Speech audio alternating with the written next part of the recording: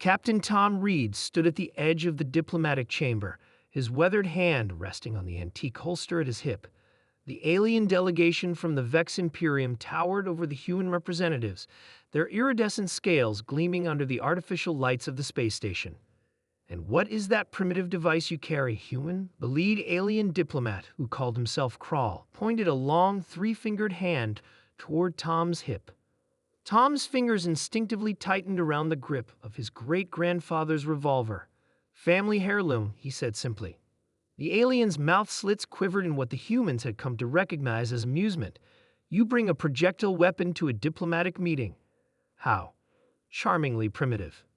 The other aliens in the delegation chittered, their equivalent of laughter rippling through the chamber. Admiral Wilson, head of the human delegation, shot Tom a warning glance. This meeting was too important to jeopardize with an incident. Humanity had only recently made contact with the Vex, a spacefaring empire that controlled 12 star systems. Initial relations had been tense at best. "Captain Reed is our security liaison," Wilson explained smoothly. "The weapon is ceremonial, a tradition dating back centuries in our military." Crawl's upper eyes blinked slowly.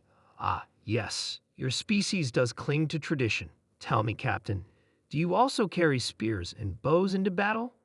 More chittering laughter. Tom kept his face neutral. "No, sir, we've moved beyond those." "But not beyond gunpowder and lead?" Crawl's voice held something more than mockery now, genuine curiosity, perhaps. "Some tools remain effective, regardless of age," Tom replied. The negotiations proceeded, discussions of trade routes and non-aggression pacts filling the next few hours.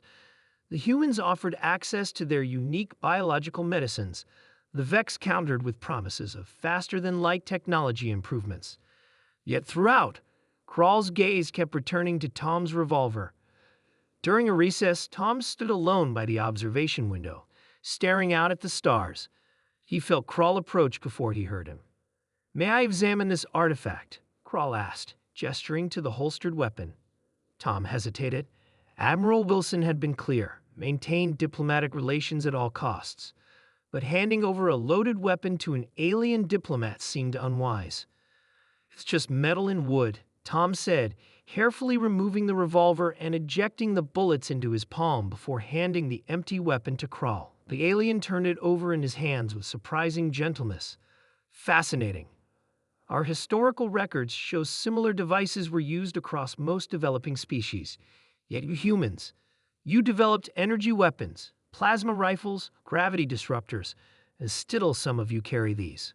"It's reliable," Tom said. "No power cells to fail, no complex circuits to short out.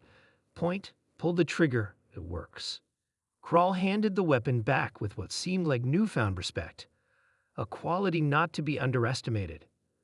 The second half of negotiations went smoother than expected. The Vex made reasonable concessions, and the humans responded in kind.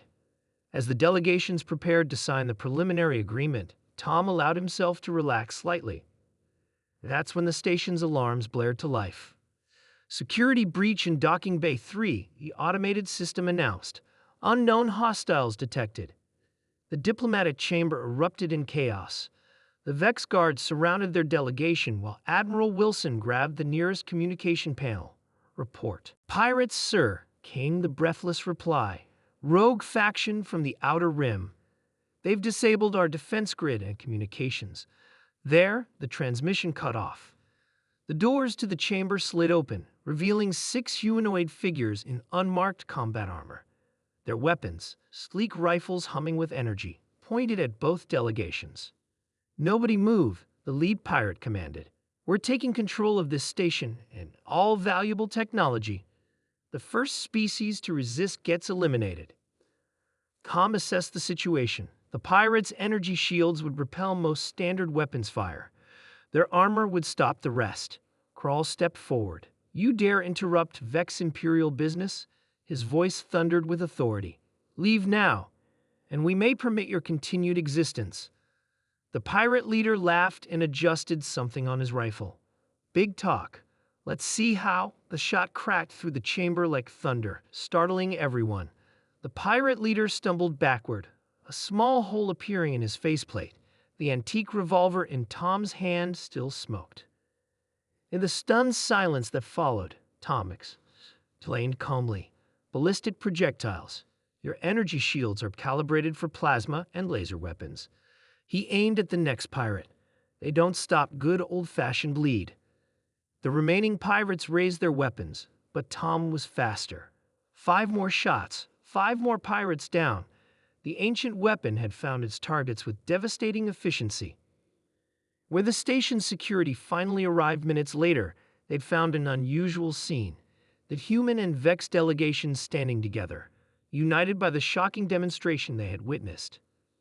Later, as the delegations finalized their alliance, Krall approached Tom privately. "You knew," the alien said. "You knew modern defenses wouldn't stop that ancient weapon." Tom nodded. "History has a way of becoming relevant again when you least expect it. That's why we remember it." Krall's mouth slits formed what humans had learned was their version of a smile. "Perhaps your species has more to teach us than we initially believed." The treaty signed that day included an unusual addendum, an exchange program for historical military knowledge between humans and the Vex. And in the Vex Imperial Museum, a special display was erected featuring a replica of a human revolver with a plaque that read, "Never mock what you do not understand."